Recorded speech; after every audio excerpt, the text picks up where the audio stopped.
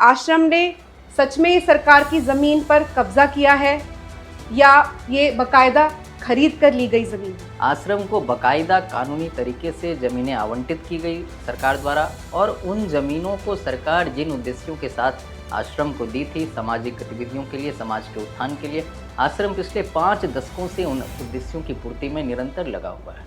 और एक जो चर्चा का विषय बना हुआ है, जो हमने मीडिया में भी सुना है कि ऐसा कहा जा रहा है कि आश्रम के पास 120 एकड़ ज़मीन है, तो क्या है वास्तविकता? देखिए, संत श्री आसाराम जी आश्रम मोटेरा अहमदाबाद की जो ज़मीन का ये जो पूरा मसला है वो प्री मेडिटेटेड है, और इसीलिए इस ज़मीन को चूँकि लेना है किसी भी तरह बाय हुक बाय क्रूक, तो उससे पहले एक ऐसा हवा बनाने के लिए, एक ऐसा वातावरण तैयार करने के लिए ऐसी भ्रामक खबरें उत्पन्न की गई।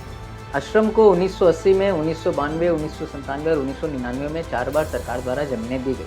1980 में सरकार ने ज़मीन आवंटित की थी, और बाद में जो 92, 97, 99 में दी गई, वो ज़मीन को कंस्ट्रक्शन के साथ रेगुलराइज करके दिया गया।